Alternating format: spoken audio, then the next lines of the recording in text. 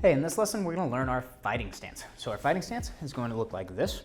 So we have our fighting stance and we have our sparring stance. One of the big differences is gonna be a fighting stance is gonna be a little bit better for punching as opposed to a sparring stance is gonna be a little bit better for just kicking. All right, so some of the details with the fighting stance, I'm gonna start off with my feet about shoulder width apart and then step back or forward. It doesn't really matter, but as you'll notice, my feet are still about shoulder width apart that way. When I'm this way, right, I just want a comfortable stance. For some people, it's gonna be a little bit longer. For some people, it's gonna be a little bit shorter. Everyone's gonna be a little different. I typically will try to keep the back heel slightly raised, but I want my weight centered in between my legs. So I don't wanna be here where the weight is on the front leg. Also don't wanna be here where the weight is on the back leg.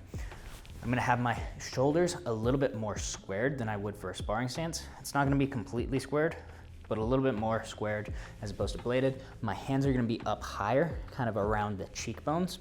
I want my elbows to be kind of resting in on my pecs, right? I don't want this. This is just gonna be exhausting for your shoulders trying to hold this up, and then you're gonna be down here anyways because you're just too tired to keep your hands up. So we're here, chin, I'm gonna be slightly tucked as we're doing this. And now you might have a little bit of motion, a little bit of moving around whenever you're in this stance. You don't have to keep everything still like that whenever you're moving, right? You can freely move around in this stance and allow the body to adjust and wave accordingly. Don't keep everything super tight, but again, the key is make sure that your weight is distributed 50-50.